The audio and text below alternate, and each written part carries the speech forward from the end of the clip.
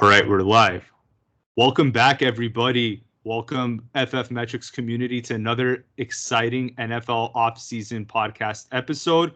I'm your host, AndrewDFS. Joining me is the one and only RC Fischer, the founder and scout of FFmetrics.com for the best projections in the game, scouting advice, handicapping advice, and just general dynasty advice too. This is the off season now. You got to go check out RC's website, ffmetrics.com. And we're gonna go through each division and rank all the free agency acquisitions and the releases as well. But before we do that, RC, anything you want to share with the audience on after all this crazy free agency mayhem? I have been buried in all of this, the comings and goings, trying to update the Dynasty Top 600, our Best Ball Top 600. So I've been looking at a lot of these in and of themselves. And I've been doing that somewhat on purpose, avoiding looking at the entire team in one sitting. I mean, I know the moves in my head and I got feelings on teams, but this is going to be the first time that I'm actually pulling up the whole team transaction page for the ins and outs and really soaking it in of what just happened by team. I've been focused on the individuals for fantasy and dynasty purposes. So, and we'll talk about some of that within the teams and the moves, but this is going to be my first look really at what a team has done top to bottom and who they still have out there as free agents. So I won't say I'm unprepared because I'm on top of all of these moves, but this may be a little bit eye-opening for me going through and really seeing. I've got feelings on teams, but this will bring it home or maybe dispute some of my feelings when I see all of their moves all in one bucket. So, and I don't know what team you're going to bring up first. So, yeah, I'm ready to react.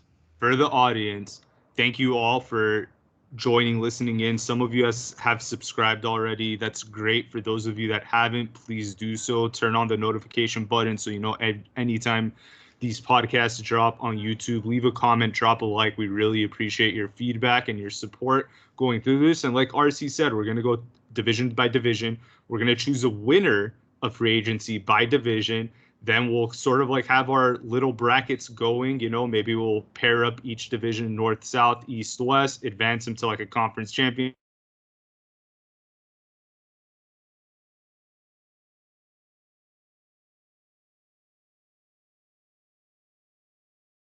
I'm going to start with the NFC West RC. Let's start with the Arizona Cardinals. So the big free agent signing, just in terms of dollars, appears to be Jonah Williams from the Bengals, the tackle, which I guess is a good compliment to the tackle that they just drafted last year, Paris Johnson. So perhaps that's going to bolster their line. But they also made a pretty weird trade today in giving up Rondale Moore for Desmond Ridder, which I didn't really understand that one.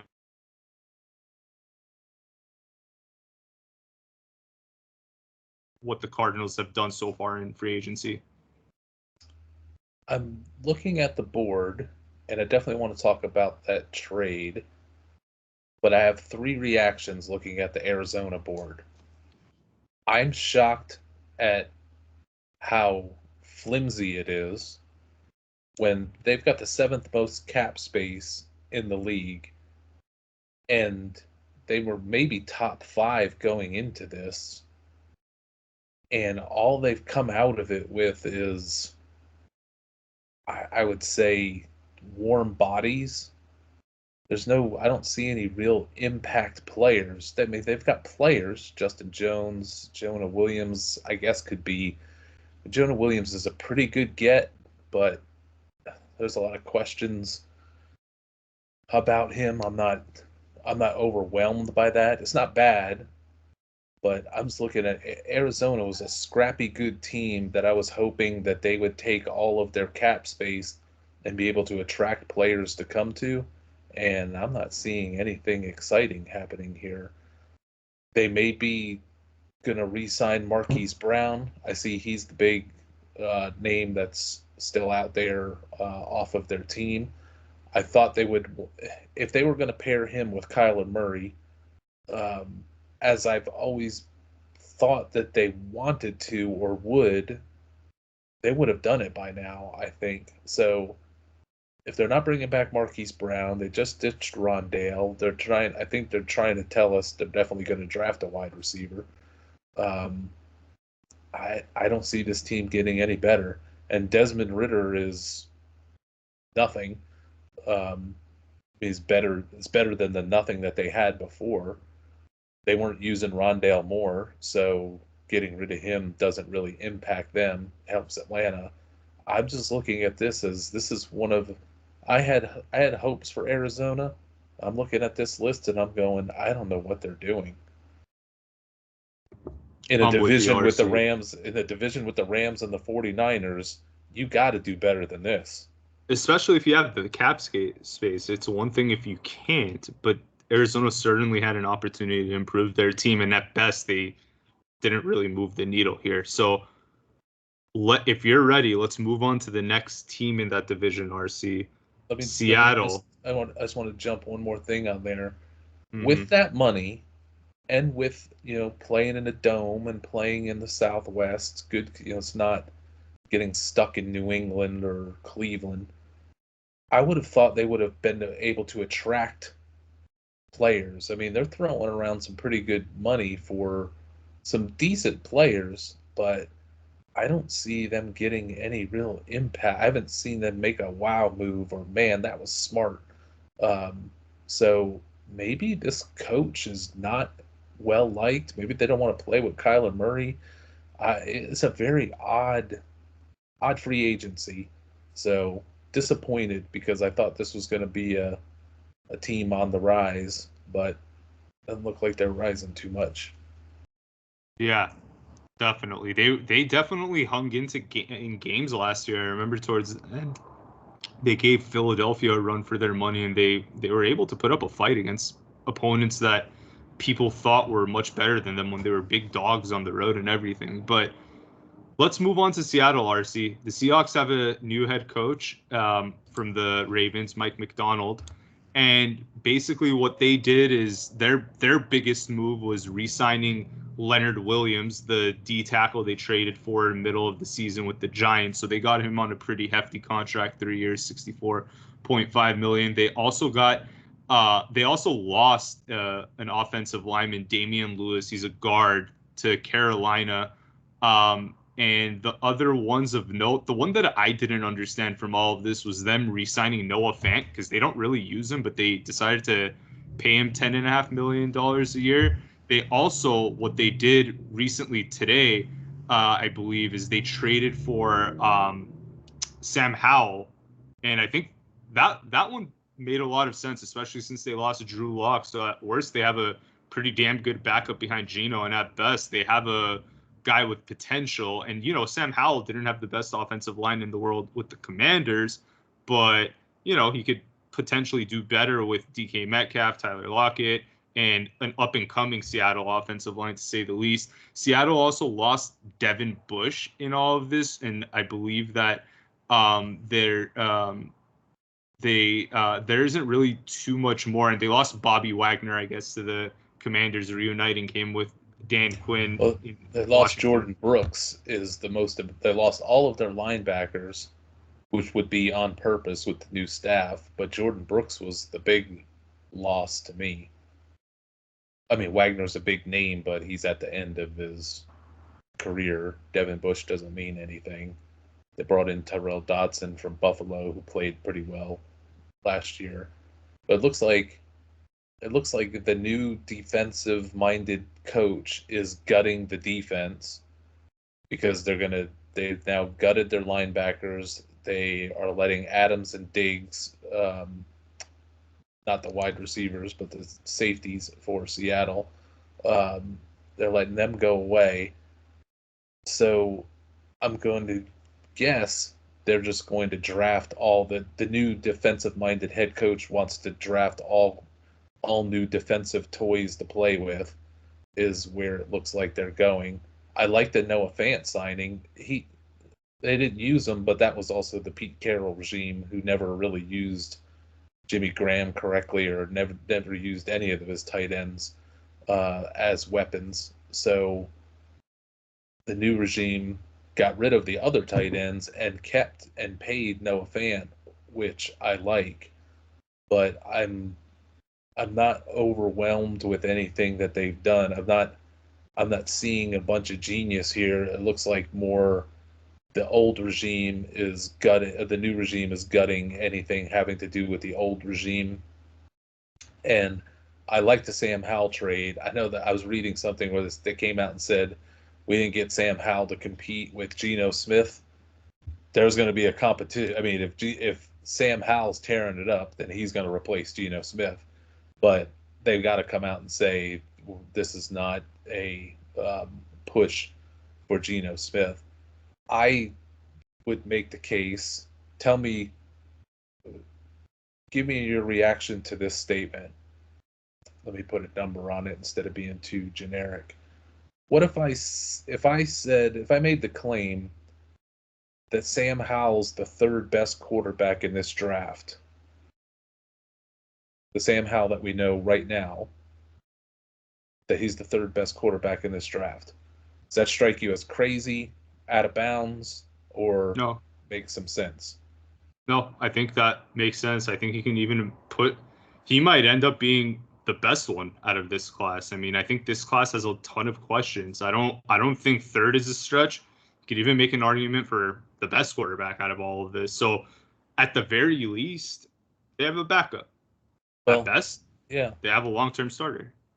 If they weren't going to be able to get up into the top three, and if they were trying to get up into the top three to take whatever they think are the top three quarterbacks, or if they needed to move into the top five or whatever, they were going to have to spend a lot of draft assets. So instead, they're going to get a quarterback who's as good as he's in the Bo Nix range or Penix range or whatever you want to say. They don't have to worry about what if we don't get him. So they've got their quarterback, you could say, for the future. He doesn't have to be for the future, but it's a shot. It's a lottery ticket at it. I think Sam Howell's way better. I am stunned at all of the – I was reading – I forget what the alert came across, and I clicked on it randomly and read it off on my phone, and the numbskull commentator that was given the blurb of the trade had happened was like, Seattle said that this is not he's not brought in to compete with Geno Smith, and then the writer was like, which is obvious, they don't even have to say that Sam Howell's no better than a backup. I'm thinking halfway through last year he was one of the 5 or 6 best statistical quarterbacks in the NFL, playing for a total garbage team with a garbage offensive line. That things started breaking down late in the season, and Sam Howell, I think, tried to force his way through it, and then the numbers started to go down. But he was showing, I mean, there was some excitement the first half of the year with Sam Howell, and Eric Bieniemy was getting kudos for putting this offense together, and there was a little vibe going for about half a season, and then it turned on him.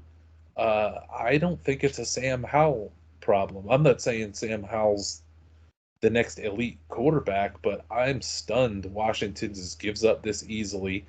Obviously, they're going to draft a quarterback, so they're trying to clear out the room to not threaten whoever it is that they're going to draft. RC, but I think Seattle gets a steal.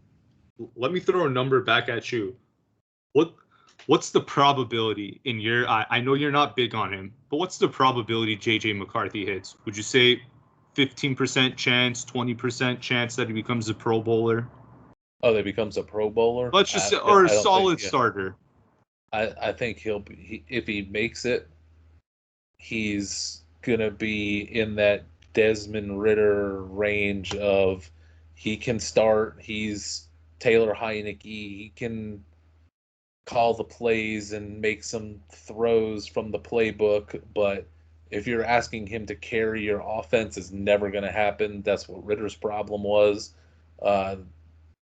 That's what I think J.J. McCarthy's problem is going to be. Everybody that's pointing out, hey, J.J. McCarthy's never carried an offense, and then the defense of he's never been asked to. If you have J.J. McCarthy and he's great, I don't think you put him in a box, and he wouldn't stay in a. But you'd see him have some games where he would just take it over. You would see signs of it. I just think he's a game managing quarterback that these teams love, like Sam Darnold, like Desmond Ridder. So I don't think he's going to be a Pro Bowl. Will he? He may become a starter at some point, but I think he'll be a bottom tier. Where I was going with this, RC, is could you say that the probability of Howell turning into a Pro Bowler is at minimum the same probability as McCarthy, the same probability as Penix, the same probability as Nix? Like, he has that same probability of becoming a viable starter, yet you only needed to give up a third, what was it, fifth round pick, third round pick for him? So it's a cheap, third and a fifth. It's a cheap investment on Seattle's part, and it's a similar risk that they're gambling on, in my eyes. I like Penix better. I might put him in a Bo Nix range, but then rather have Bo Nix just because I could control him for more time on his contract. But if you eliminate all of the contract stuff and you just say, who would I rather have going forward, Sam Howell or J.J. McCarthy, I would take Sam Howell. From what I see, scouting the tape of them, watching what Howell did in the NFL last year, we've seen it. We've seen him be, I don't want to say dominant, but I mean, he was really good in the first half of the season. And I don't think it was total luck.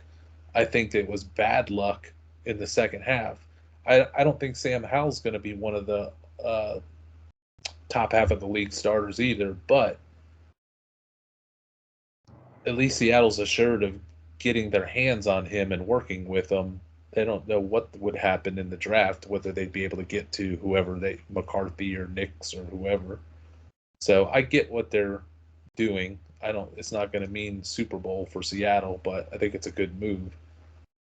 I thought you were going to ask me what are the odds are he's going to start. I think it's 50-50 that he'll be Seattle's week 1 starter. Wow. With no injury, you think that he has a 50-50 chance of starting over Gino? Okay, that new regime. If Gino flops a little bit and Sam Howell comes in guns a-blazing, then I could see him coming in and stealing that job. Before we move on, RC, does Sam Howell or Geno Smith present more upside from a fantasy football perspective for DK and Lockett? With Geno, they're kind of locked into that wide receiver 2 for Metcalf.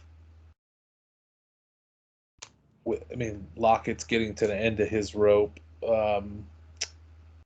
Jackson Smith and Jigba is Geno's third choice. Geno's used to Metcalf, Lockett, and then JSN. If Sam Howell, we don't know I think he just comes in guns a-blazing. I think there's more fantasy upside with Sam Howell if they turn him loose. But I don't think Seattle, I got to see what this new coach does. Usually the ex-defensive coordinators come in and are kind of run game and safe passing game, which would lend itself to Geno Smith. RC, trade Keenan Allen to the Bears. Sorry to just derail everything. That's worth it. Well, that's the end of Keenan Allen's fantasy value. I'm sure he is absolutely thrilled with that trade to go to Chicago. 4th round pick. So now it's DJ Moore and Keenan Allen in Chicago. That's interesting. But hopefully they'll get a quarterback to go with it. 2025. Yeah. Well, and maybe we'll tackle that when we get to the NFC North. But I thought we should break that since it just happened live. RC, let's move to the next team in the division. I will bet that Keenan Allen is furious with that. You think so? Maybe he's getting a new contract. Well, he won't get a new contract. He's got. I think he's set to make quite a bit of money. So it must have been. The Chargers would have to eat a bunch of that. I just going off of memory. So the Chargers basically give him away. The Bears are probably paying some percentage of that to help offset just a pure cut and lose all the money. It's another situation where the new regime is going to come in and gut the old regime. They do it every time. And I don't see Keenan Allen being thrilled one bit to go to a bad Chicago team in bad weather with either a rookie quarterback or Justin Fields. This is not good for him. And this almost seals that the Chargers are taking a receiver. They're taking Neighbors at 5, assuming Harrison's off the board at 4. Because, there's no Williams now. Obviously, Keenan's gone and Quinton Johnston's a joke, so they have to. Yep, it's going to be 3 quarterbacks out of the gates, 1, 2, 3, then wide receivers 4 and 5, the way the board's set up now. Yep. Okay, RC, next one in the NFC West. We'll definitely talk about Keenan Allen when we move to the North. But for the NFC West, the next team is my hometown, Los Angeles Rams. They got a big signing, in my opinion, from Detroit, where they got the guard Jonah Jackson for 3 years, $51 million. That offensive line was already coming along last year. Now they get a steal in that Detroit guard. He's only 27 years old. They re-signed Kevin Dotson, which I really like. And the people that are kind of like on the bubble there that are still free agents that I think could help them is probably their corner, Akilla Weatherspoon. He's 28 years old. He's unsigned. That they probably want to try to retain him because their secondary, I feel like, is young and you don't want to lose someone like that. RC, they didn't really do too much outside of that. So what's your reactions on the Rams? How do you feel? I'm pulling up. And while RC does that, they did sign one more corner from Jacksonville, Darius Williams, for 3 years, $22.5 million. I don't know how great Williams is, but I know Witherspoon was decent for them. Go back because of my spot rack page we were working off of. They're just on all my computers. They're just spinning. So maybe it's the Keenan Allen trade and everybody's rushing out to go see what Keenan Allen's contract looks like. So I'm going to fly blind from memory of the teams now. But the Rams are one of my favorite teams this free agent season. While everybody else is running around chasing safeties and pass rushers and throwing a bunch of money away on them, the Rams are doing the smart thing and shoring up the offensive line, re-signing the guys that they needed to sign, and then adding another offensive lineman. And Darius Williams is very low-key, been having a great career. He was originally a Ram, then got I think he hit free agency and went to Jacksonville. I can't remember how he went to Jacksonville, but he's been really good in Jacksonville. His numbers, his coverage numbers are really good the last couple years. So the fact that they're getting him back when the one thing that the Rams were lacking, I think, from last year was more cornerback depth. They were going with some ugly corners. Witherspoon was pretty good at times, but we've talked about this before, and we're both on the same page that we thought that by the end of last season, the Rams were one of the best teams in the league to close the season. So now they're one of the best teams in the NFL to me, and a young team with a lot of young talent. Stafford and Aaron Donald are aged, but everything around it is new and young and improving. So to me, the Rams are one of the teams that is poised to win the NFC. I 100% agree with that. I think this signing with Jonah Jackson and for shoring up the O-line RC, that makes me move up Kyron Williams even higher on my board in redraft leagues. I'm going to make a bet right now. Let me make a proclamation. Finally, Spot Rock's coming back up. I predict the Rams will draft a running back, a bigger bruiser running back, and pair him with Kyron Williams.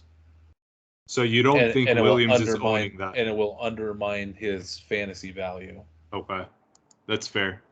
I could see them doing that too. I mean, they were trying to do that with Darrell Henderson, but then Kyron Williams was just he was just so much better. They will turn Sean McVay, and I'm not saying this in a bad way. Sean McVay will turn on a running back in a heartbeat when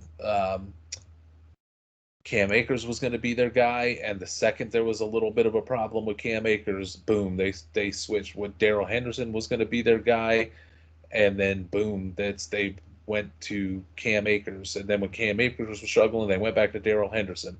Then they just ditched Darrell Henderson when he was playing well and tried to go with Cam Akers. Sean McVay will profess love for a running back and then stab him in the back in a good way right after that. So you mentioning that just triggered that thought. But I like, and Colby Parkinson, Tyler Higbee's going to be missing time with the ACL. I really like Colby Parkinson as a receiving threat, always have receiving threat tight end, and maybe he's groomed enough now to where he can be an all-around tight end. They get a top corner in Darius Williams.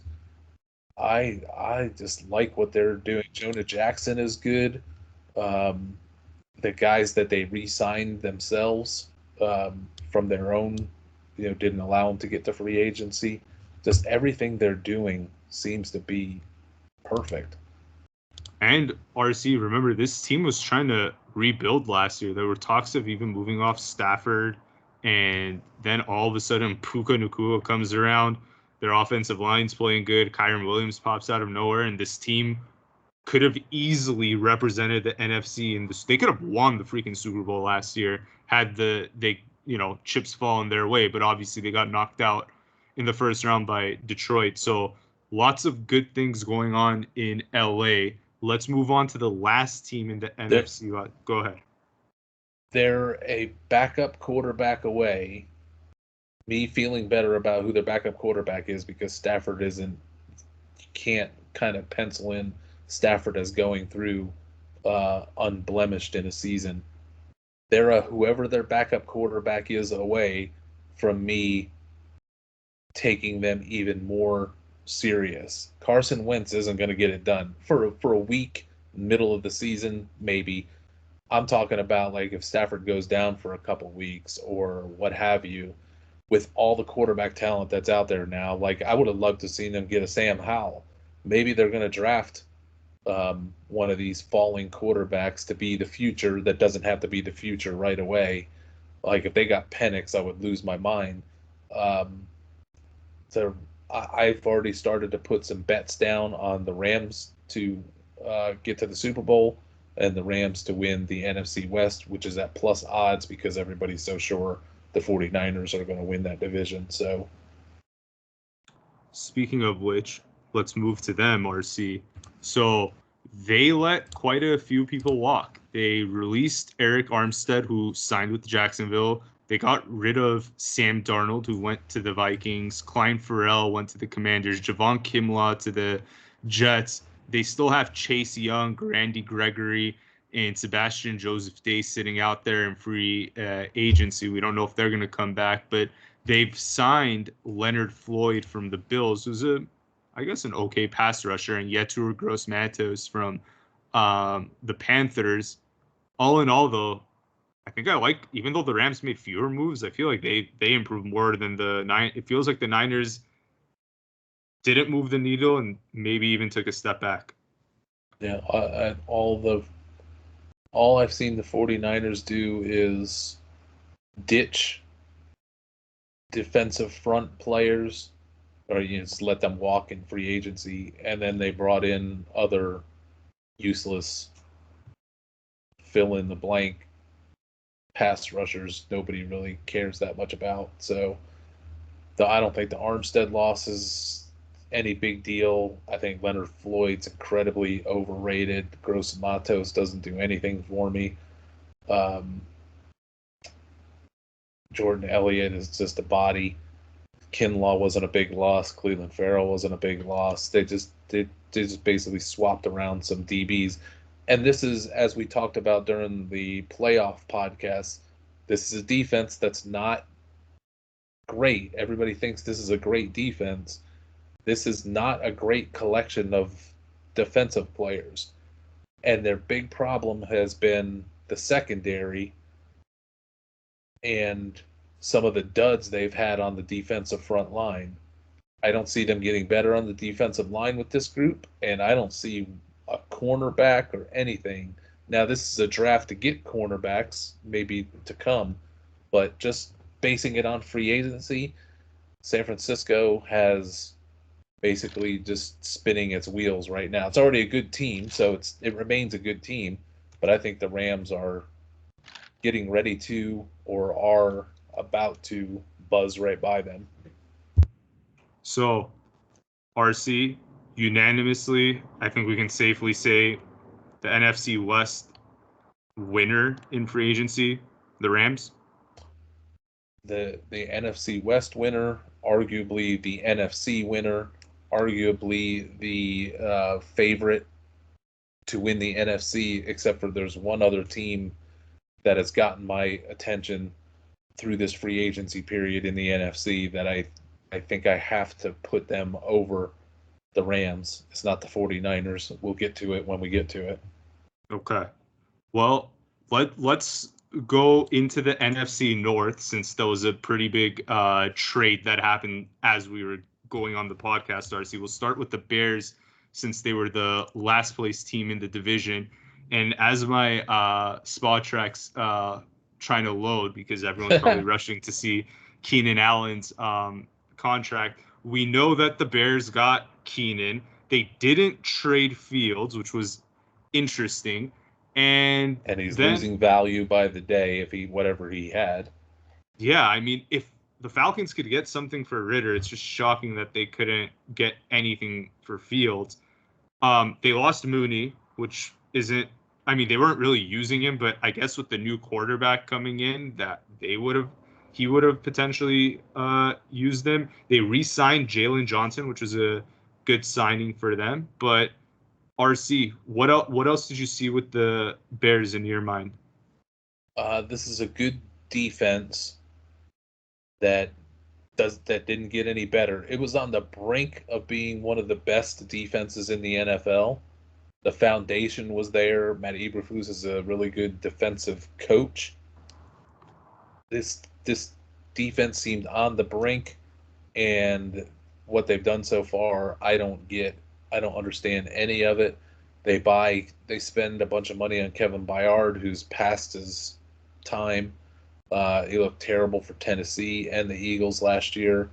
They lose Justin Jones, which they can overcome. He was a nice body up the middle, but not that critical.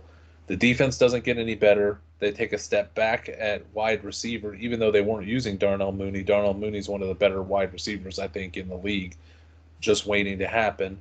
And you're like, okay, what are they going to do at running back? They don't really need to do anything. They got Khalil Herbert. They got Roshan Johnson. They could just add some flyer running back. They could bring Dante Foreman back if he would come back. They don't really need to do anything at running back. And then you turn around and they end up spending giving one of the biggest contracts of running back free agency to one of the worst running backs out there, notorious. That he's fine and capable and okay, but you can't give DeAndre Swift a 3-year, $24 million deal. You're out of your mind with $15 million guaranteed. That's what a dumb team does. So I just look at all these signings, and my impression of Chicago is Ryan Poles doesn't know what he's doing. He passed up on C.J. Stroud, which is going to haunt him for the rest of his career, which will probably last about one more year, or about what are we in March? It'll last about 9 more months. They've got nothing. They've overspent for garbage in free agency, partly because I don't know how much of it is Ryan Poles doesn't know what he's doing, and how much of it is that the Bears can't get anyone to sign with them because nobody wants to play there. So they have to do things like overpay for Gerald Everett and Kevin Byard and DeAndre Swift, because I'm sure they had all the money in the world in free agency. I'm sure they put a contract in front of Saquon Barkley, and Saquon Barkley probably didn't even return the phone call. He probably could have got more money from Chicago. So Chicago and teams like Chicago that can't attract anybody to legitimately sign with them have to do what they're doing, and they have to trade and overpay for Keenan Allen, because Keenan Allen doesn't have a choice. He gets traded away, so he can't leave. But free agents have options, and all the good free agents, with Chicago with the most money of any team, look at the guys, look at the players that the Bears have signed and the money they've given them with the most money going into this. This is terrible. It's a terrible job in a situation that nobody wants to go to. So, they get Keenan Allen, but Keenan Allen's gift is working with a precision quarterback. He's a timing route guy. So you're either going to have Justin Fields, who's going to throw everything to DJ Moore, or you're going to have a rookie Caleb Williams running around in circles, throwing passes off script. Keenan Allen's not an off script wide receiver. Could have got Darnell Mooney for that. Could have gotten a number of players to be an off script wide receiver. Keenan Allen is here's the pass pattern. Here's the route he's going to run. You're going to have a timing pass. You're going to do a 3-5 step drop. Boom, boom, boom. Allen's going to run his route. Boom. You're going to hit him. He's going to catch the pass. We move the ball down the field. That's not Justin Fields, and that's not Caleb Williams. So it's the wrong wide receiver for the wrong situation that I'm sure Keenan Allen is not happy with, but he's happy he's going to get this one last year of giant money from the NFL. And they'll probably, when the Bears stink, they'll trade Keenan Allen for some pick. This isn't going to cost. So it costs them a fourth. Now they'll get a 6th rounder or 5th rounder for him at the trade deadline when they got to dump him. Trade deadline RC. He's going to go to the Chiefs and then haunt the Chargers. I'm sure he was hoping the Chargers had to trade him versus cutting him. Because if they would have cut him, he would have been in Kansas City 10 seconds later. So they sent him to Siberia, basically. Smart by the Chargers. Yeah, but let's see if Siberia wants to get draft picks from another Siberia, but a more desirable Siberia, because they have the best quarterback in the league and best situation, at least back-to-back Super Bowl wins. But RC, let's go to the next team in the division. The Minnesota Vikings. They have had some crazy departures. 2 of the biggest free agents, Danielle Hunter and Kirk Cousins, leaving the Vikings, landing big contracts with the Texans and the Falcons, respectively. They also signed Jonathan Grenard from Houston to a pretty decent contract as their Danielle Hunter replacement. He's a younger guy. I think he was a little underrated on that Houston D-line. So I like that trade-off between Hunter to Grenard. He's cheaper, he's younger, so I like that, even though Hunter's by and large better.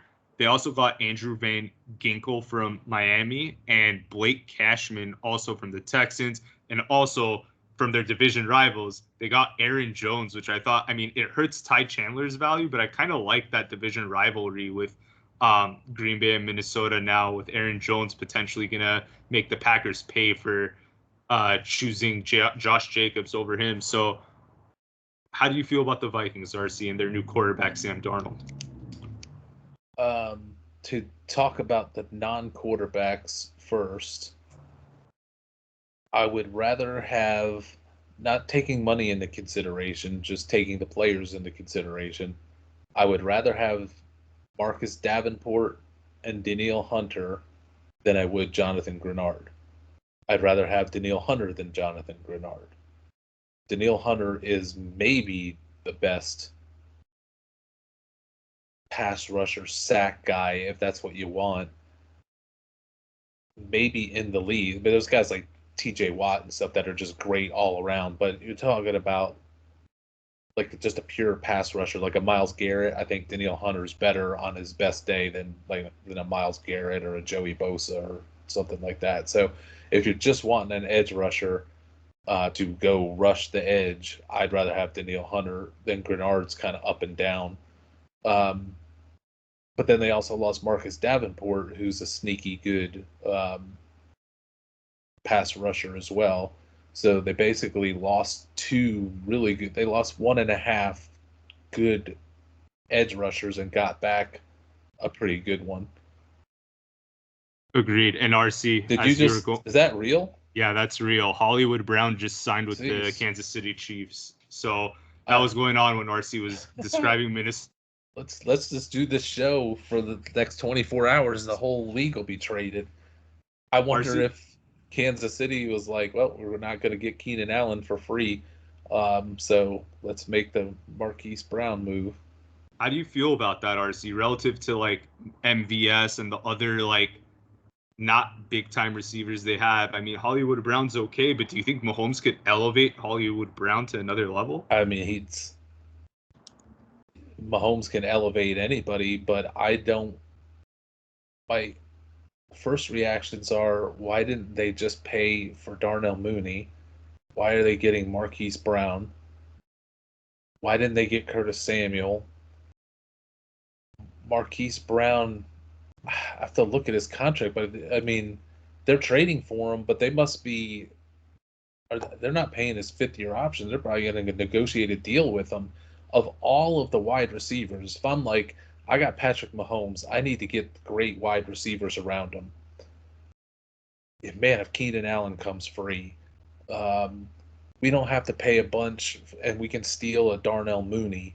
I would not say, let's go get a very decentish Marquise Brown who's often hurt, who's small and frail.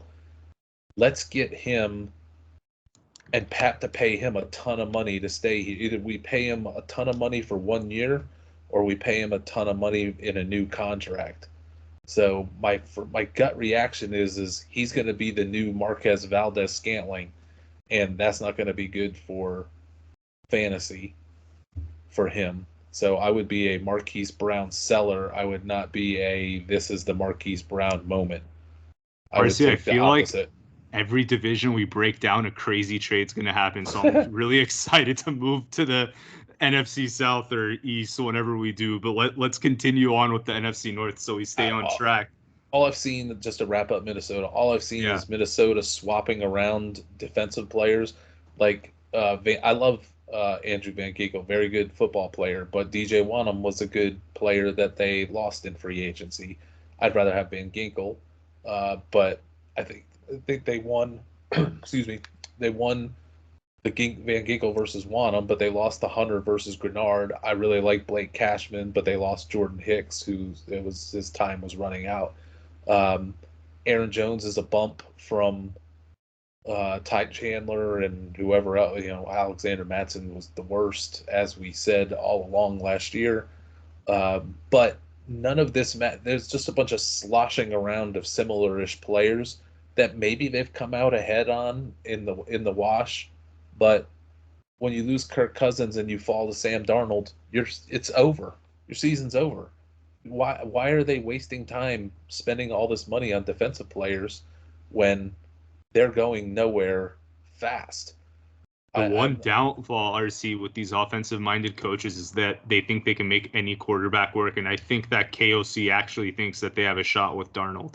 Now, I'm sure they're going to draft a Nix or a Penix or something like that, and maybe there'll be some redemption there. But unless that happens, unless they hit on the quarterback, and even if they do, it's not going to be as good as Cousins. This team is going backwards. I mean, you got to all of these. We would have looked at Houston's roster last year and went, this isn't a very good Houston team. And then CJ Stroud literally puts it on his Changes back and line. takes it and changes everything. Makes the offensive line good, makes the defense look better. So Minnesota's doing that in reverse. They're getting worse at quarterback, so everything's going to look worse than maybe it should be because they don't have the quarterback. They just gave up the quarterback position. So I wouldn't be putting money into these guys. I mean, they have to spend their money somehow. But to me, I don't getting Aaron Jones doesn't make any sense to me because that's a move. It's a 1-year deal. That's a move where it's like, oh, we're in this year. Oh, okay, yeah, you and Sam Darnold are sure in it. Good luck with that. So they're having an identity crisis. They're not committing to the full rebuild, and this is what happens with a lot of NFL teams. They get stuck in purgatory until they fully commit. They literally wipe the slate clean. They're going to get stuck in this 6 to 8 win window, if that, for them. So their best shot, RC, in my opinion, you kind of hit it on the head. They got to hit in the draft with a quarterback. We know what Sam Darnold is. He's not going to be this Pro Bowl caliber guy. Like, we have that data on him. So and there's no Stroud, Richardson, or Levis to come in and bail them out this year. Penix maybe, and they might get Penix, and then it's a different outlook. But that's maybe more of an outlook for 2 years from now. So what we know right now, Minnesota's doing one of the worst jobs in free agency because losing Cousins is losing everything. Commit to a plan, and they have a $28.5 million dead cap hit from Cousins because they had some void years on that contract. But in my opinion, just commit to a plan. If you're rebuilding, that's fine, but don't go and try to prop up more wins for yourself. But again, RC, these guys, their jobs are on the line. If KOC has a 3-win season, if that GM has a 3-win season, they could get fired too. So they're thinking of themselves to prop them up. But if you're an owner / GM, you have a different attitude and you say, this is a suck year. We're going to just take it on the chin. Well, if they lose Cousins and let's say they draft JJ McCarthy and then he's not good and this team wins 5 or 6 games and then Cousins goes down to Atlanta and has his best year and takes Atlanta to a division title, this group is in trouble. And this GM is not impressing me at all for the last 2+ years. So Marquise Brown signed a 1-year deal for $11 million to go to the Chiefs. Okay. So that's okay, but I mean, it's not an overpay. You're the Kansas City Chiefs. How do you not? I mean, on one hand, I go, how do they not have every wide receiver in the world wanting to go work with Patrick Mahomes? Why can't they get their hands on better wide receivers? But then on the other hand, they don't matter. They just keep winning the Super Bowl. RC, it's cold there. It's in the middle of nowhere. I mean, besides Patrick Mahomes. To win Super Bowls, you would think that they would get everybody and everything. Instead, they chase Mecole Hardman and Marquise Brown and Marquise Valdez-Scantling. They have been horrific at wide receiver scouting. And Tyreek Hill wasn't even supposed to be a wide receiver for them of note. So if it wasn't for Tyreek Hill, they wouldn't have a wide receiver of note for the last 5 years. So, but Mahomes, they're winning Super Bowls with it. So who cares? Yeah, they're doing. I mean, Brown, in my opinion, I think Rice could be better than Brown, but aside from Rashee Rice, he's the best. He's clearly the number 2 there. If not, he can probably take some. He'll take the first look on a couple snaps. So I don't want to call him the 1. I like Rice a lot. They've proven that they can win with Richie James and Marquez Valdez-Scantling and Hardman and Tony and all of that. So it doesn't really matter. Marquise Brown's better than those guys. So this is by default, this is a good move. I just can't believe, like, if they got 1 or 2 great wide receivers. Like if they had gotten their hands on DeAndre Hopkins or whatever, they're like 2 power wide. Maybe they're going to get one in the draft. They're 2 great wide receivers away from never being beat. They might win 3 more Super Bowls. That's their one fatal flaw that almost cost them even getting to the Super Bowl, was how bad their wide receivers are. So, I mean, Marquise Brown is an upgrade of sorts, but man, that isn't where I would want to put my money or chase my talent at. I Yeah. would think that they would aim higher, but maybe they're going to do that through the draft. But they've been horrible in the draft for wide receivers.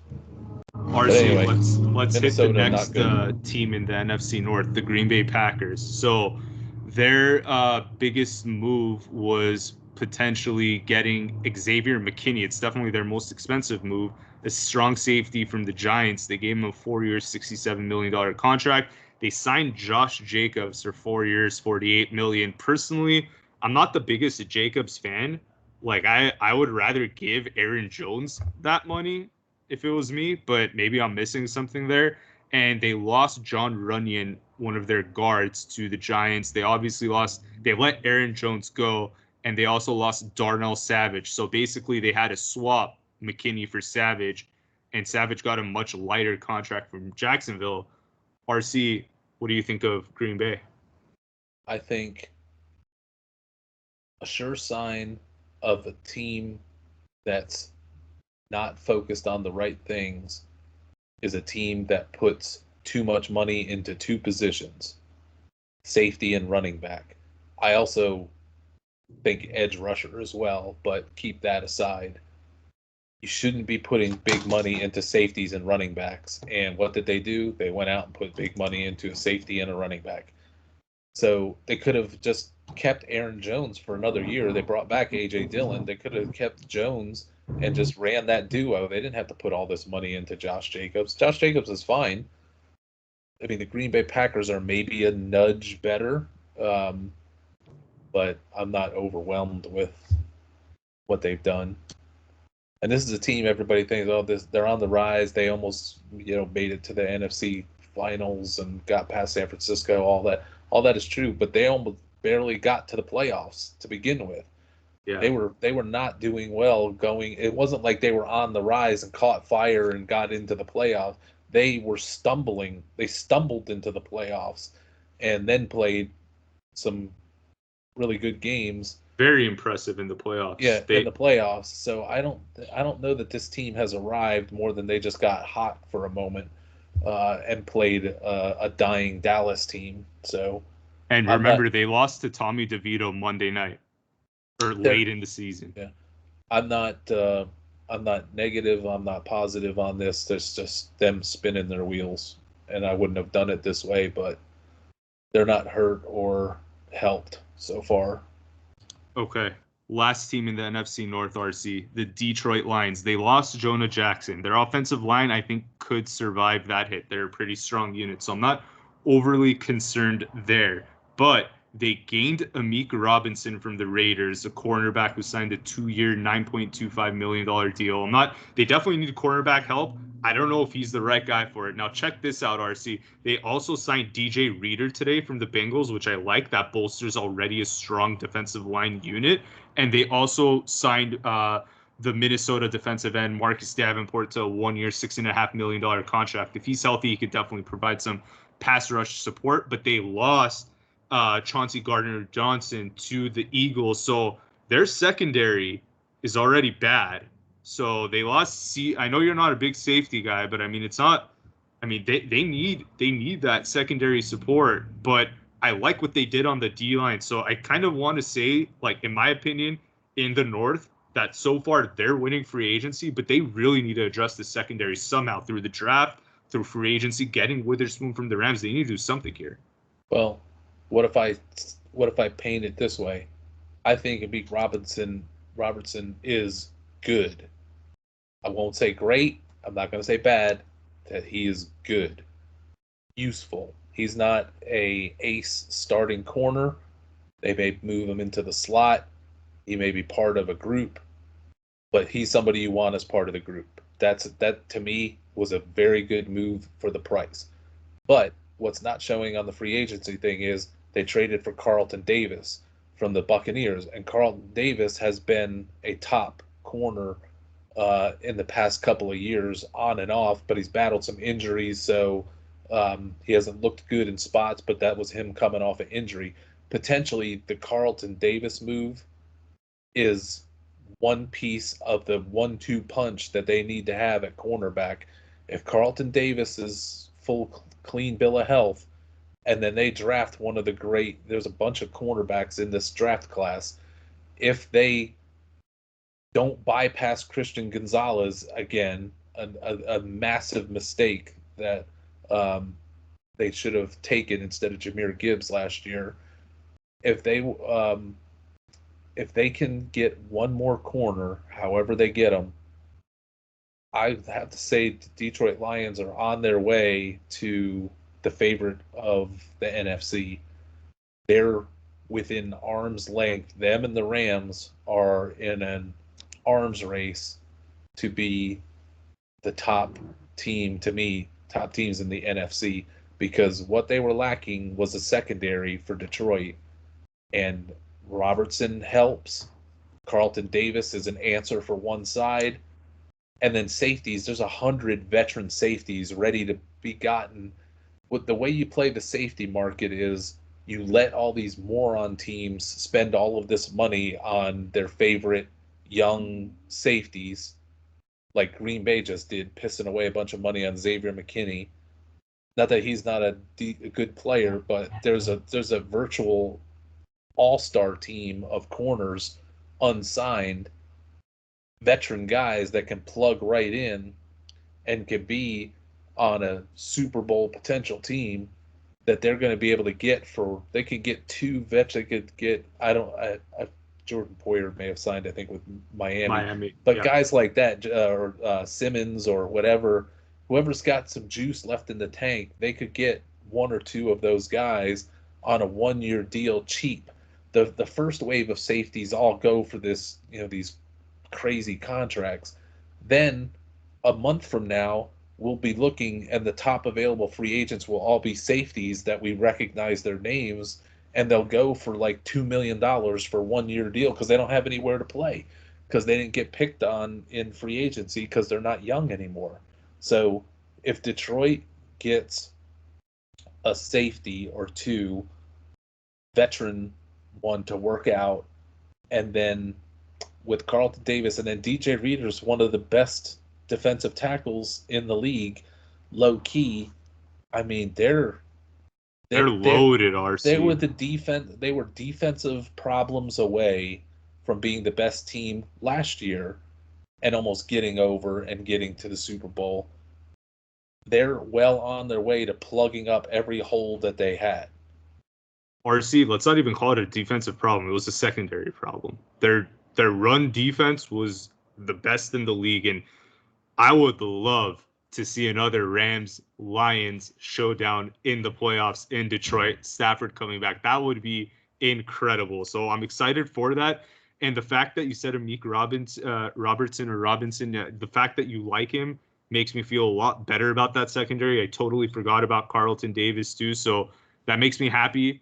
I hope what would be really cool is if they trade for L'Jarius Sneed too, having him in that mix. That I think then they'll really take off. But we'll see. Them getting Carlton Davis may be good enough because they can turn around and draft. There's some really nice wide or cornerback values in the draft. So to me, the Detroit Lions are on the verge now, them and the Rams, and it may come down to which one of them gets the most legitimate backup quarterback just to keep them going during the season in case something happens and they lose their quarterback for a game or three.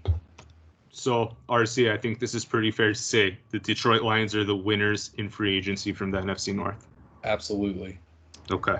Let's move to the NFC South, RC, where the Carolina Panthers, who had the worst record in the league last year but traded away all their picks to draft Bryce Young. I'm smiling when you say that.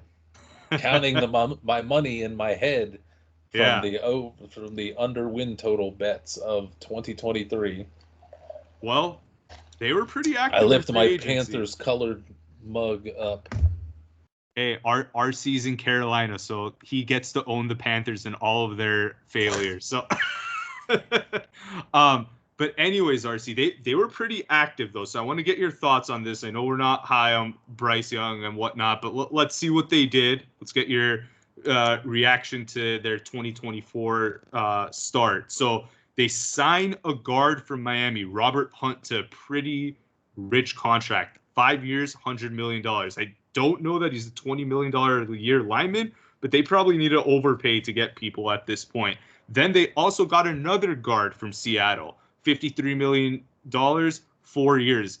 Also another guy that probably they needed to overpay a little bit, but I like that they're at least trying to address that atrocious offensive line.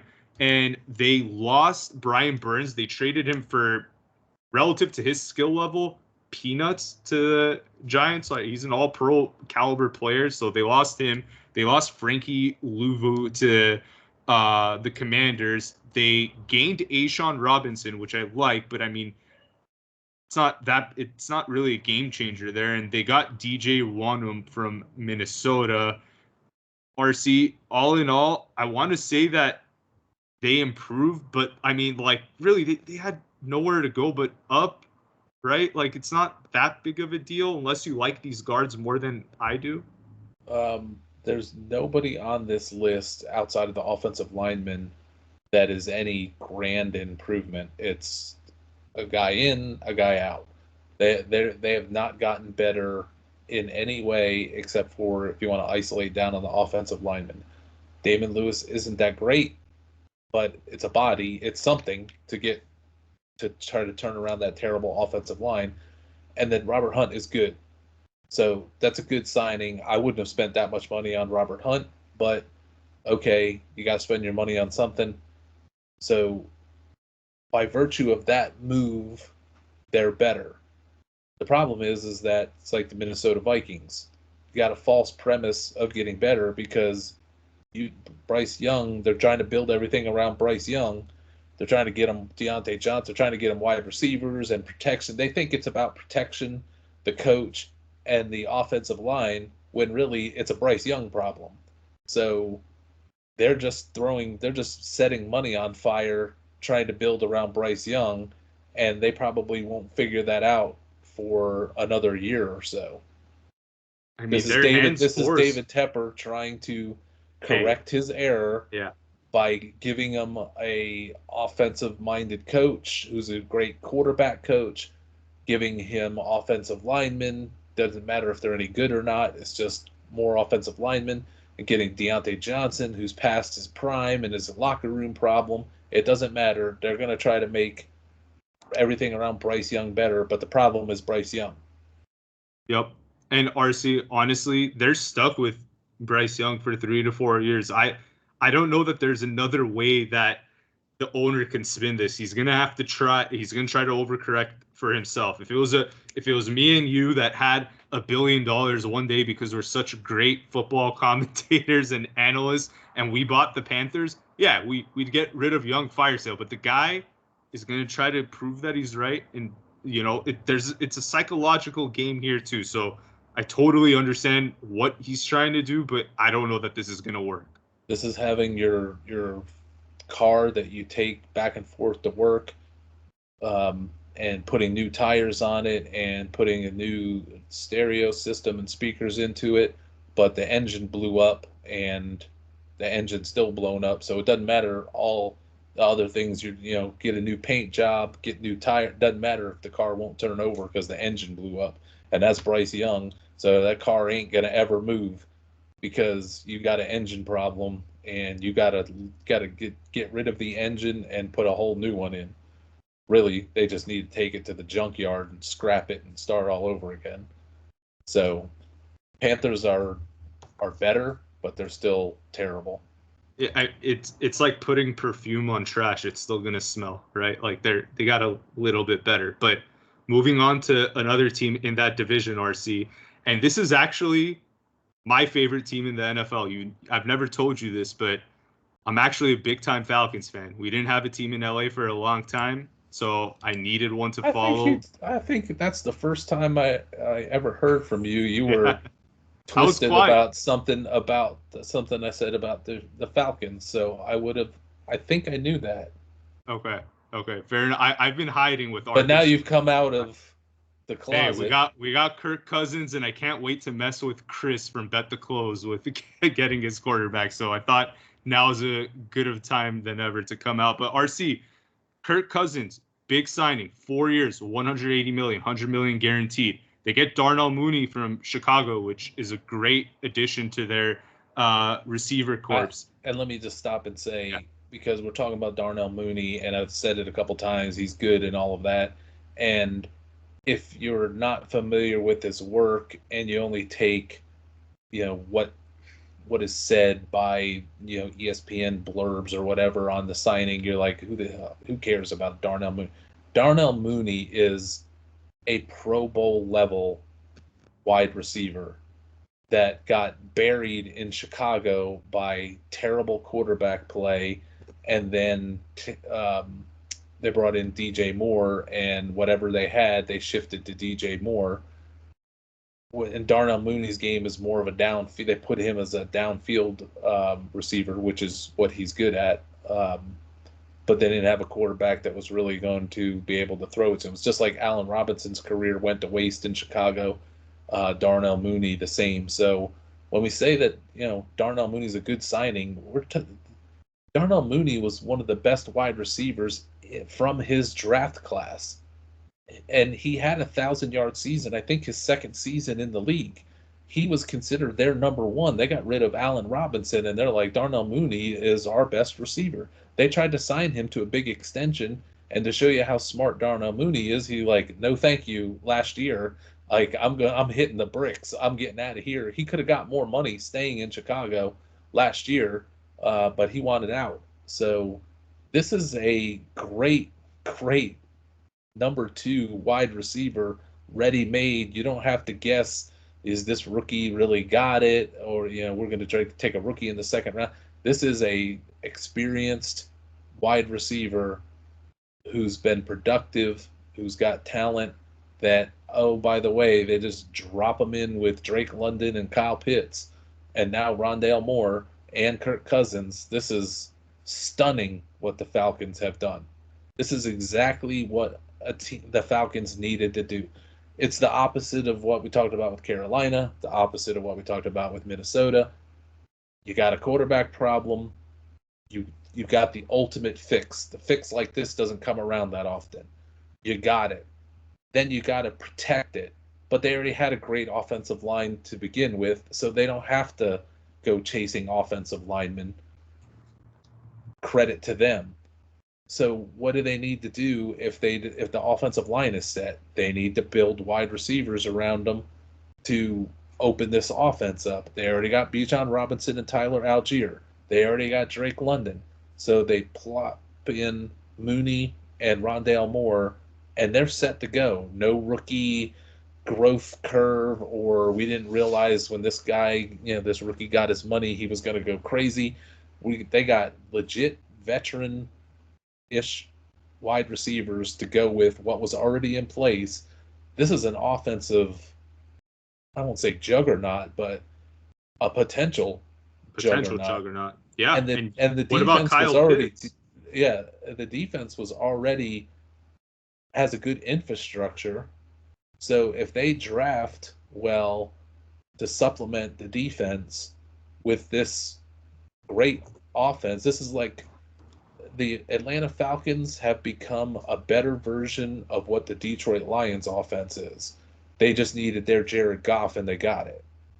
So, but they have better receivers than Detroit does. They have as good an offensive line as Detroit does. And they have a good running back duo like the Lions do. So the Falcons aren't to be trifled with. I want to see what they do on defense in the draft, or if they sneak in some free agents. If they get one more lockdown corner to go with AJ Terrell, who's one of the best corners in the game.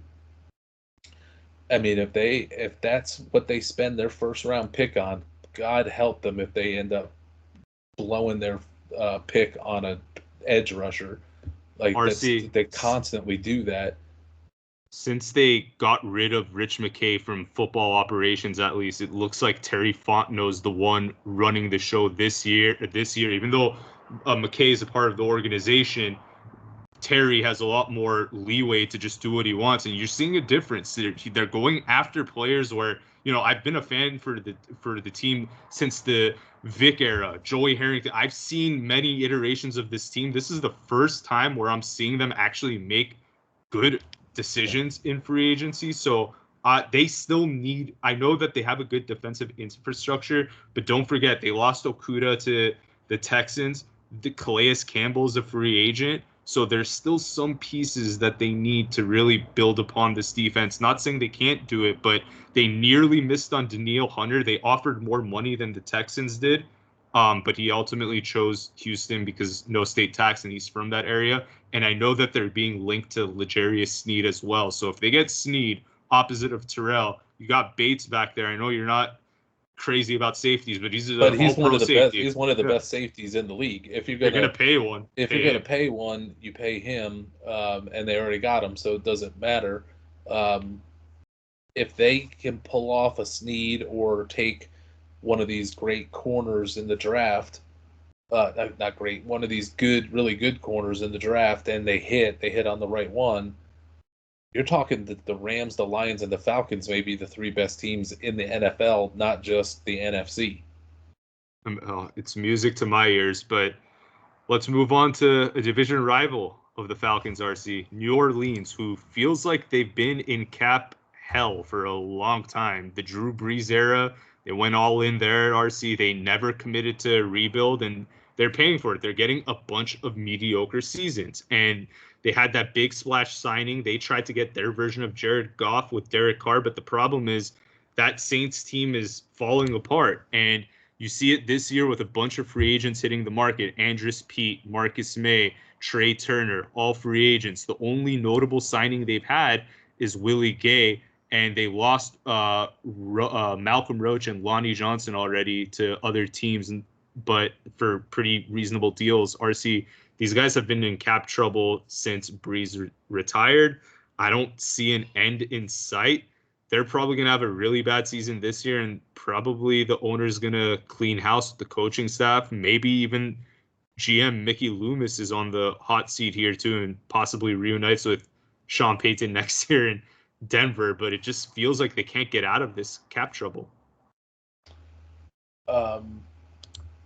They can't get out of the cap trouble. They have a bottom tier quarterback now in the NFL. They have some cap issues.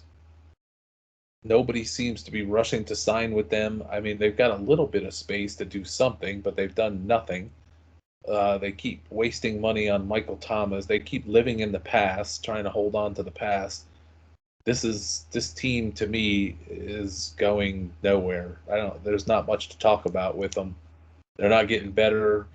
They're getting worse more than they would be getting better. But it's a 500 team that's not any better. And Derek Carr is not very good, so they were in on Patrick Mahomes in the 2017 draft or 18. I don't remember. But anyways, whatever draft Mahomes was in, the Saints were going to take him. And then Kansas City traded up with the Bills, ironically, to take Mahomes. Had the Saints landed Mahomes, the course of this franchise would be completely different. And as much as I would hate it as a Falcons fan, they probably have at least one or two Super Bowls with Sean Payton there, them extending out all those players. The Saints were right there with an aging Drew Brees, right? Like with Patrick Mahomes, they would have closed the deal for sure. At least they would have had one Super Bowl, if not two. So it's just crazy that when you don't get the QB, you just enter this purgatory, and the Saints just need to. Derek Carr is not the answer. People would lump him in and say, Carr, Cousins, Goff, they're all the same. No, Goff and Cousins are really good. Derek Carr is not, and that's the way it's playing out. So this team's going nowhere with Derek Carr or Dennis Allen, and the way that they manage the cap and their talent. They've let it all. It's been slowly slipping away from them, and it's going to continue to slip away from them. RC. speaking of quarterback signings, Tampa Bay, the last team in the NFC South, they re-signed Baker Mayfield to a pretty reasonable deal. He gets about $30 million per year. He has incentives to $5 million a year incentives and that he can get annually too. They re-signed Mike Evans, and they also get Jordan Whitehead from the Jets and re-sign Greg Gaines. They have a couple free agents sitting out there. They lost Devin White. They kept Levante David. RC, the biggest issue for them, in my opinion, was the fact that they couldn't really run block for Rashad White, and they didn't really do anything to address that here. It feels like Tampa Bay overperformed last year, and they're going to probably take a step back this year. But if I see them address that offensive line somehow, some way, I'll start being a little more bullish on them. But right now, I'm kind of like, I'm not. They didn't move the needle for me.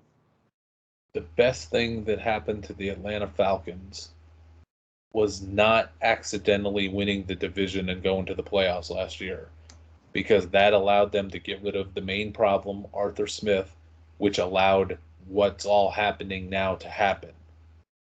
Tampa Bay was the opposite. They're the ones that accidentally won the division, so now they're stuck with a coach I don't think they really want, and they're stuck going back to having to put big money into Baker and Mike Evans, because it's all that's all they've got left is Baker and Mike Evans, and it worked last year, so they're basically baited into having to do it again this year. It was not that great last year. They kind of stumbled their way into the playoffs in a bad division, and yes, then they went out and thumped Philly, but Philly was a dying team going into the playoffs, and Tampa Bay whacked them. Tampa Bay's got some nice defensive players. Their biggest issue was offensive line. They've done nothing with that. And anytime I see the big move of a team in free agency is go get a safety, then I just shake my head and go, I don't understand what these teams are doing. Yep. So, RC, I think you couldn't have said it any better, because Atlanta was in a position to make the playoffs. So were the Saints. And whoever made the playoffs from the South was most likely beating the Eagles the next round, because they were just in shambles. And that gives you false hope. They overplayed there. And, credit to Tampa for hanging in there with Detroit. But Detroit has a much better future ahead of them. A lot more young players there. Tampa, that was their shot last year. And, there was a path that they could have actually made the Super Bowl and maybe even won it. But that window is shut. They overplayed, and I don't think that they're going to be able to get back to where they were. And now they have Atlanta, and now they have this Atlanta in the division. It's not like, well, we know we're going to get over on Carolina. We know New Orleans has fallen, and Atlanta, if they still had Arthur Smith, this would be Tampa Bay's division again to lose. But now Atlanta's in the division, and now Tampa Bay is going to fade from existence and be stuck with all of this money they're paying to Baker and Mike Evans. Against their former head coach, Raheem Morris, which is even more interesting. But, RC, I don't think I'm going to get pushback here. Winner of the NFC South, Atlanta? Carolina. What a biased guy, man. Just going for his hometown or his current location team. That's not even where you're originally from. So, okay, let's move to the NFC North, and that will the NFC East, and that'll conclude the NFC for us. The Washington Commanders, suddenly the least interesting division in the NFC. Yeah, straight up. But the Commanders, RC, they have a new head coach. Actually, Atlanta's former head coach, Dan Quinn. They got Austin Eckler. They signed Dorrance Armstrong from Dallas, one of Quinn's guys. Frankie Louvu from Carolina. They signed Tyler. I can't enunciate his name. Tyler Biadasz from Dallas. He was their center. Nick Algoretti from Kansas City. Bobby Wagner.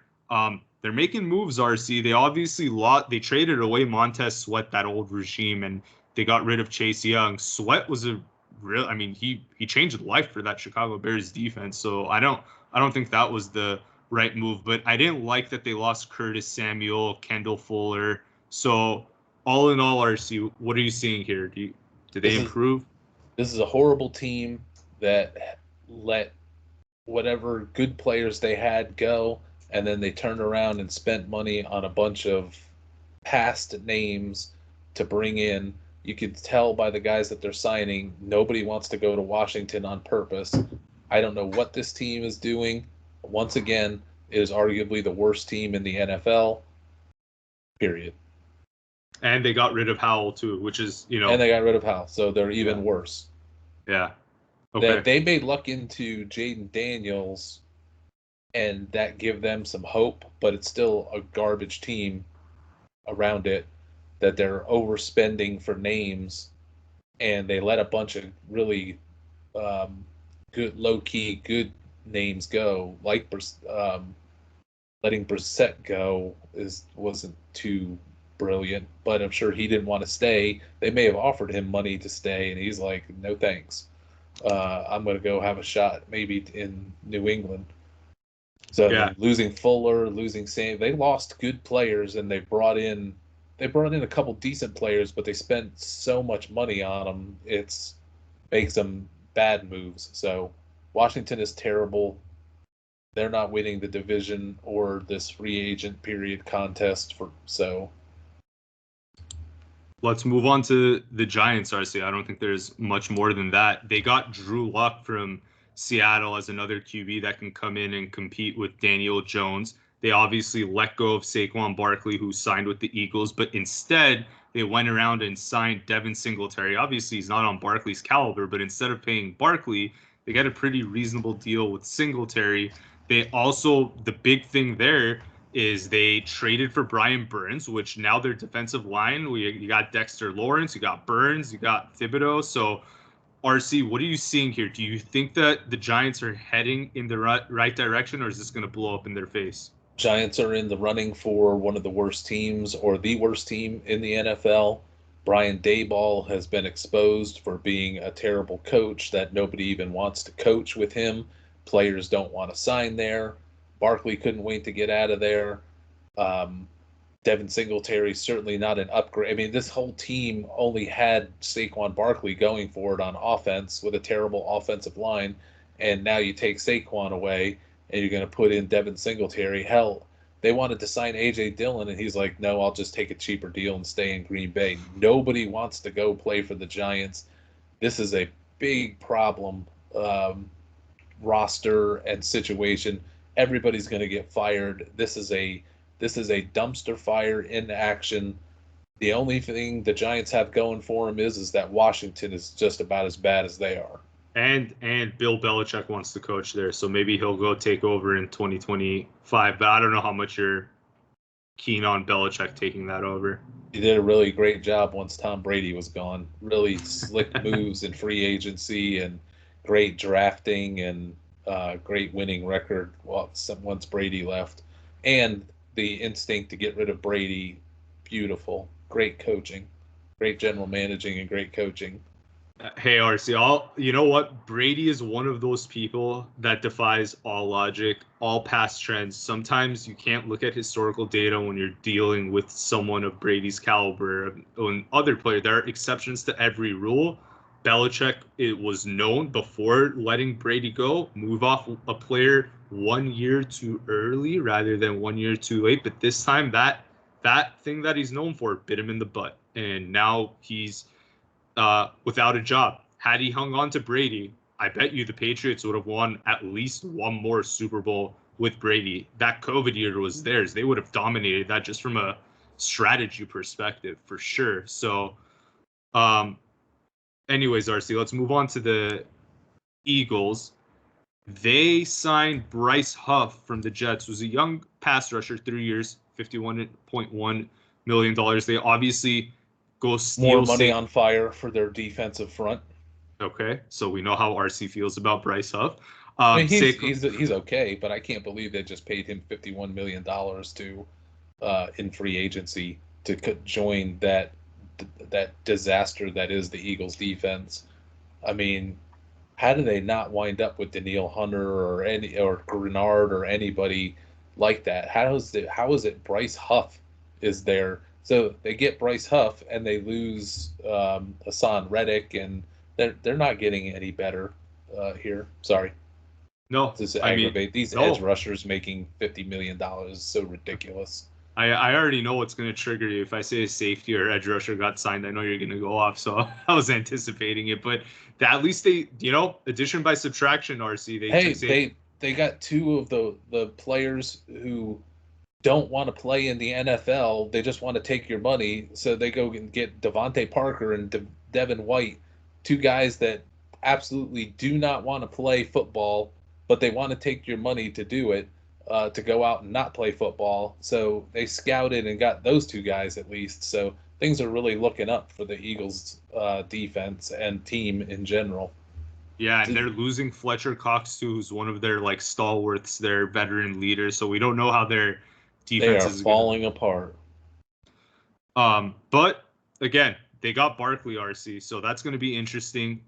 I want to see how that turns out. Obviously, Jalen Hurts, him, AJ Brown, their offense is still going to have weapons. They're going to have FF value, but it does not look like they're going to be these NFC juggernauts that we were used to thinking of. Yeah. They lose Kelsey at center. Their offensive line is aging out, which was the key to their team. I mean, Jalen Hurts is really good, but we saw last year when the coaching staff stinks and the offensive line starts getting old, it all falls apart.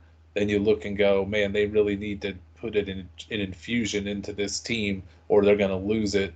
And they've done jack squat, but get a running back who can. Whose maybe greatest play this year will be pushing Jalen Hurts' ass into the goal line. So did you really need to pay Saquon Barkley to do that? Could have paid any number of people to do that. Oh, my God. RC, I'm going to move you to an even less interesting team in free agency, at least. The Dallas Cowboys, I think, I don't know if they got the memo that free agency started because they really haven't done anything. They lost Armstrong to the Commanders. They lost that center they have, Badass.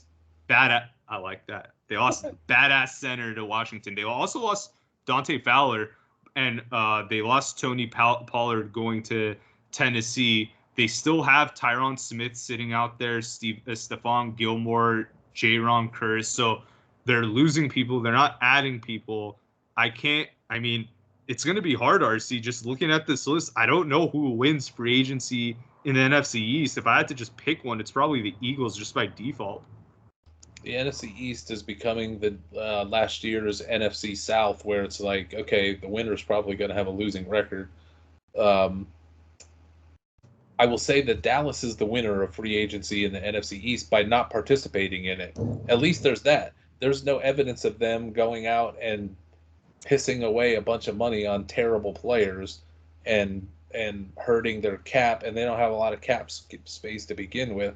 So by virtue of them not making any mistakes like the entire rest of the division has, I'll say that Dallas is the winner, and maybe by standing still and with everybody else falling past them, they could win the division at 7-10 this year. But let's see what they do in the draft, because they're not whoever the best team is coming out of the NFC East isn't going to be able to compete with Atlanta, the Rams, and the Lions. So it's just fodder to even talk about who's going to win this division, because it doesn't really matter. But Dallas can win it, and they can answer their running back problem very easily in the draft. They can get another corner to replace Stephon Gilmore in the draft. So Dallas is pretty good in the draft, and that's the route they're going to have to take. So by virtue of not participating in free agency, I'm going to say they're the winners. Okay, RC. Now that we have the winner of all four divisions, let's pin up East and West, North and South. Rams, Dallas. I already know your answer to Rams, this. Yeah. Rams are the winner. And then between the Lions and the Falcons, who's the winner in free agency?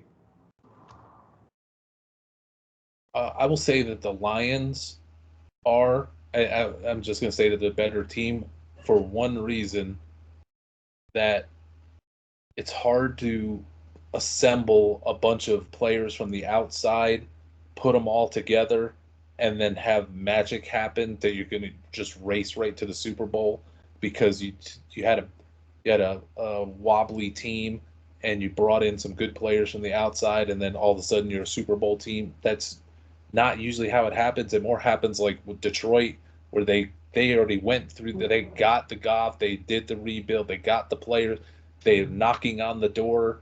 They seem to be next in line. So I'll say Detroit over Atlanta, just because they're in a better situation. Atlanta's probably done better player for player in free agency, but who's got the better team? I would say Detroit right now. Okay. And then between the Rams and the Lions, which I really hope that this is the NFC Championship game, because that would be freaking incredible, getting Stafford going into Detroit again. I have to see that. Not who's the better team, who had the better free agency between the two teams. I'd say it's about a draw. They both did what they needed to do. But that's a bad answer. So I will say I'll give it to. I mean, if we're just talking strictly free agent, then I would have to amend and say that the Falcons have probably. Boy, we go back and forth. The Detroit getting Carlton Davis and DJ Reader is so huge. But I mean, Atlanta has to be the winner because you get Kirk Cousins. That you get that upgrade. You're the best. You got to be the best team in free agency just from that one move alone. The upgrade from Desmond Ridder to Kirk Cousins is exponentially more than what any of these other teams could do. So I'll say it. I'll go back and say Atlanta, and then Atlanta versus the Rams. I'll say Atlanta just by the virtue of Kirk Cousins. The last time I used that logic to say that a team did the best in free agency because quarterback is so important and they just happen to get the one quarterback, so that makes them winners and get excited for the future. The last time I used that logic on a team, it was how great Denver did when they got Russell Wilson. So just know that's on the table. That's in the on reach. The table. Yeah, for sure. Well, RC, that wraps up the NFC, and we'll move over to the AFC in the next episode of the podcast. So we'll break here, and we'll either drop we'll drop the NFC episode soon, later this week. But then the AFC episode will maybe drop next week. So for the listeners out there, thank you all very much for listening. Go to RC's website, ffmetrics.com, subscribe, check it out for even more fantasy football content. He's going to roll out all of the scouting reports for the upcoming draft, and definitely he'll have more to say about all the free agency news trickling in. So definitely go check that out. RC, anything else you want to close with NFC-wise and FF Metrics updates? And then we're starting to inch our way closer into it's time to get the full band back together. You and I, plus Chris, we need to start talking about betting. We're inching our way closer to it's time to bet. So we're a couple weeks away from. There are bets now. I started placing bets. You can bet on division winners and conference winners and Super Bowl winners. But we may need to get together to talk about a conference bets, not conference winner, but betting on them. Given the odds, who would we bet on? Like we're starting to get in range of that now that we're past free agency, and the schedules will be out soon, and the draft is coming. So I mean, there's be so much stuff to bet on, whether it's fantasy or just pure betting. All of that's to come on FFM, including trying to find our golden goose for 2024 to bet against, like we did with Bryce Young and the Panthers last year. Plenty of good candidates, RC. We got a lot of good ones on this list. I'm pretty sure the listeners can just pick up on that from your tone on some of these free agent signings, on who you think didn't, relative to the market, who you didn't think had a great free agency. So the draft is going to be the last piece.